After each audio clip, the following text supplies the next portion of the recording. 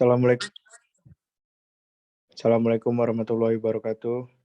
Saya Diprifki ingin mempresentasikan tugas besar 2 Mekanika Tanah 1, untuk soal 1 sampai 3.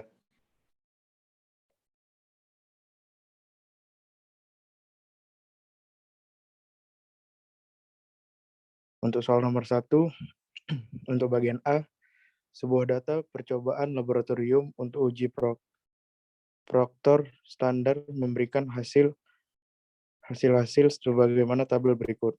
Untuk yang A-nya, gambar kurva kepadatan dan carilah berat volume kering maksimum dan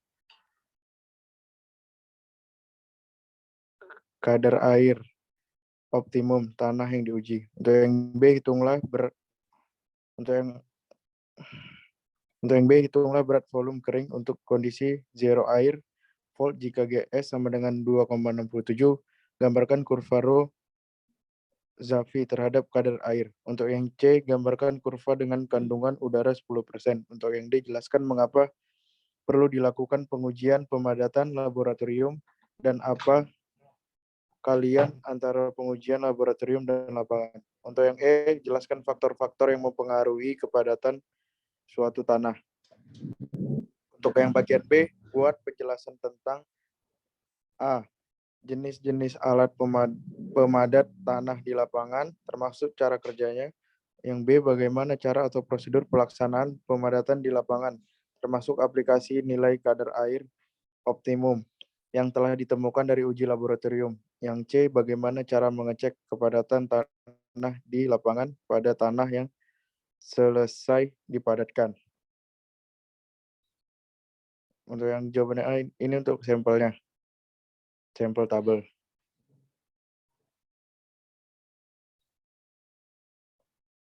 Untuk yang berat volume kering, maks dan kadar air optimum tanah terjadi di titik 3 dengan kadar air 15,6%. Maka Y sama dengan 0,00105 X ditambah 2,066 sama dengan 0,0105 atau dikali 15,6 ditambah 2,066 dengan hasil 2,23 gram cm. Untuk kurvanya bisa dilihat di sampingnya dan tabel sampelnya.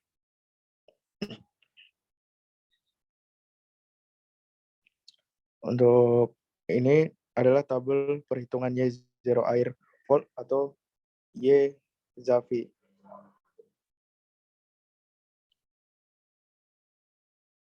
Untuk kurva Rozafi terhadap kadar air bisa dilihat di gambar ini.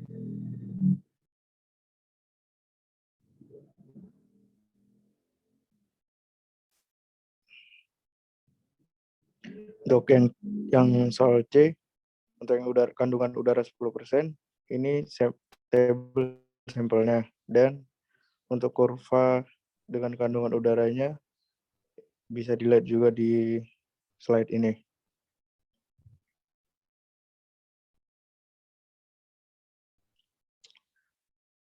Pengujian ini bertujuan untuk mengetahui hubungan kadar air dengan berat volume tanah yang akan diuji. Kegunaannya untuk menentukan kadar air optimum atau optimum moisture content dan kepadatan maksimum dari sampel tanah lempung yang diuji. Faktor-faktor yang mempengaruhi hasil pemadatan adalah yang pertama berat volume kering awal atau WD, untuk yang kedua kadar air atau W, untuk yang ketiga usaha pemadatan, untuk yang keempat jenis tanah.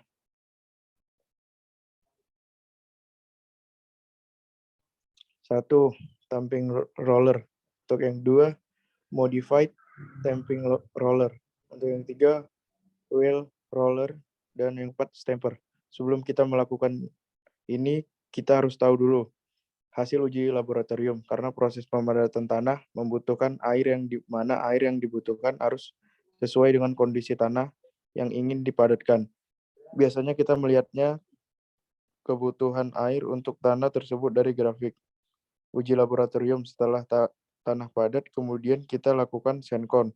SENCON sendiri merupakan alat yang dipakai untuk tes uji penentuan kepadatan lapisan tanah pada lapangan dengan memakai pasir, baik lapisan tanah maupun perkerasan lapisan tanah yang akan dipadatkan.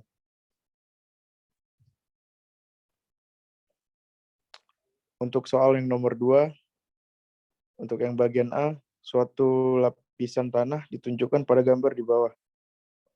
Untuk pertanyaan yang pertamanya, hitungan tegangan total, tegangan air, pori, dan tegangan efektif tanah pada posisi titik A. Yang B-nya gambarkan diagram tegangannya. Untuk yang C-nya hitung tegangan total, tegangan air pori, dan tegangan efektif tanah pada posisi titik A apabila mat naik sampai permukaan tanah. Gambarkan juga diagram tegangannya.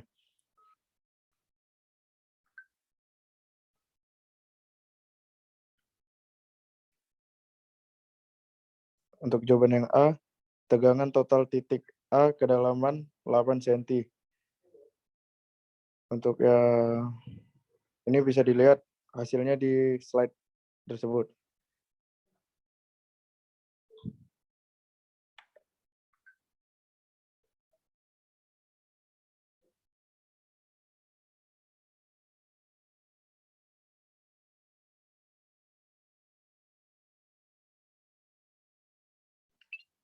Untuk yang jawaban B-nya, sebelum membuat diagram, kita perlu menghitung masing-masing tegangan di tiap perpadatan antara lempung lempung pasir tanah, muka tanah. Untuk yang tegangan total kedalaman 2 meter bisa dilihat seperti ini. Untuk yang kedalaman 4 meternya juga ada di sini dan kedalaman 8 meternya juga ada. Untuk tegangan pori, raw water sama dengan 1 gram cm kubik sama dengan 1 mg per meter kubik. Untuk kedalaman 2 meter hasilnya 0. Untuk kedalaman yang 4 meter 2 mg per meter kubik. Untuk yang kedalaman 8 meternya 6 mg per meter kubik.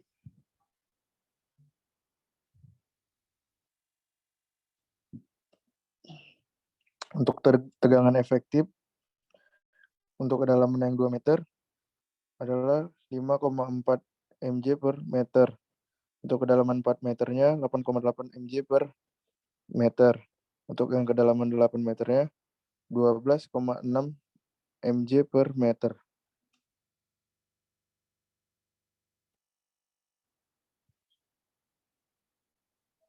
Untuk yang tegangan pori, raw water sama dengan 1. Nah, ini balik lagi.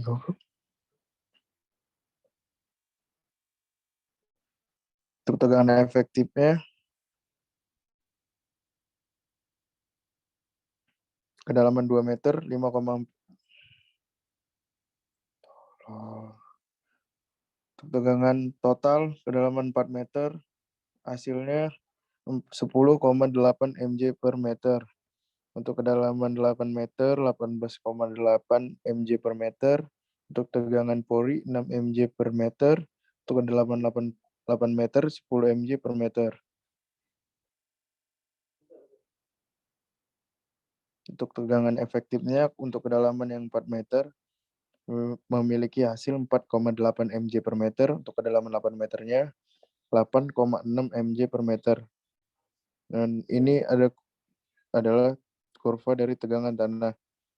Untuk yang 1E jawabannya adalah analisa hasil data. Berdasarkan data yang telah diolah, dapat dilihat pada grafik bahwa semakin naik muka air, maka akan semakin tinggi juga tegangan pori yang diterima oleh tanah. Hal ini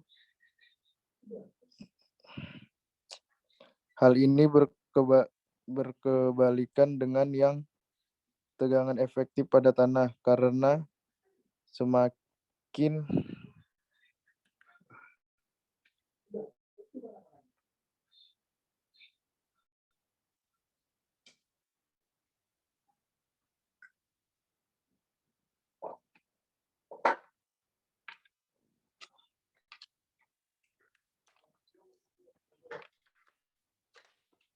Bentar. Karena semakin naik muka air, semakin tanah rendah pula nilai tegangan efektif tanah. Tetapi hal ini tidak berpengaruh terhadap tegangan total tanah. Yang dapat mempengaruhi nilai tegangan total tanah ialah dalamnya permukaan tanah dan nilai kepadatan atau density dari tanah tersebut.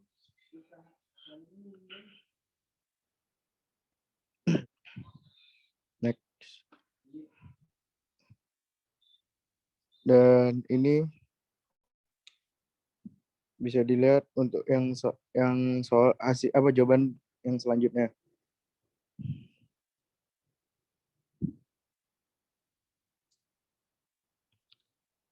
Untuk tegangan totalnya, total kedalaman 20 meter. 10 meter pada lapisan compressible reticule. Hasilnya 32,15 mj per meter. Untuk tegangan pori, hasilnya 15 mj per meter. Dan tegangan efektif hasilnya 17,15 mj per meter.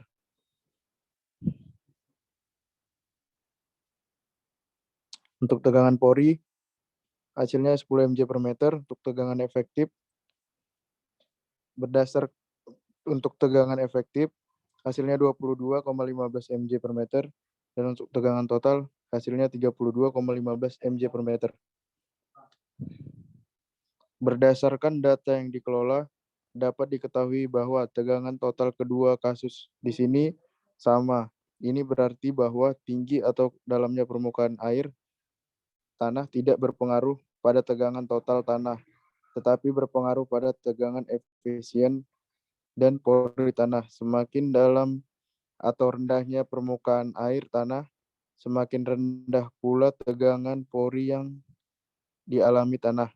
Tetapi berkebalikan dengan tegangan efisien tanah. Tegangan efisien tanah justru meningkat seiring dengan kedalaman permukaan air tanah. Rendahnya muka air tanah. Untuk yang soal nomor 3, bisa dilihat di slide ini.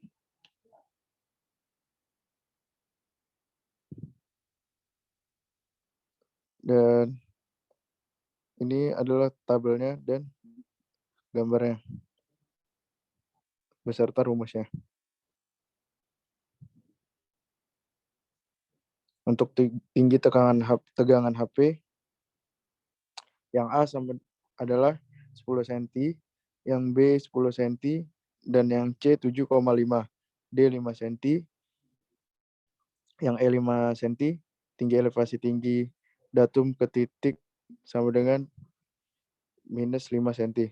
Untuk tegangan elevasi total, untuk yang HA 5 sama dengan 5, yang HB sama dengan 5, yang HC sama dengan 2,5, yang HD adalah 0, yang HE adalah 5. Kesimpulan, tinggi energi total di suatu titik pada aliran air tanah akan berubah bergantung pada tinggi tekanan dan juga tinggi elevasi.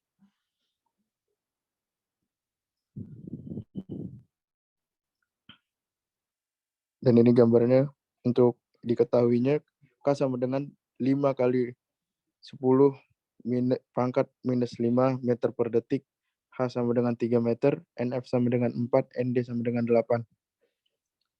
Untuk yang A, besar rembasan atau debit, hasilnya 7,5 dikali 10 pangkat minus 5 meter per detik.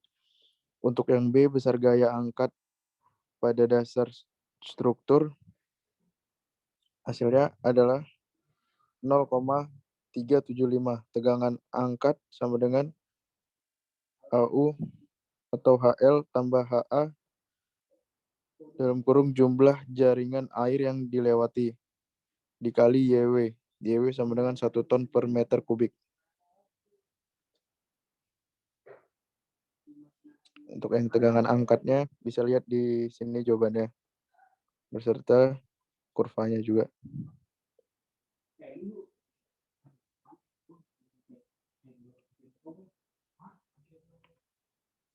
Sekian dari presentasi saya.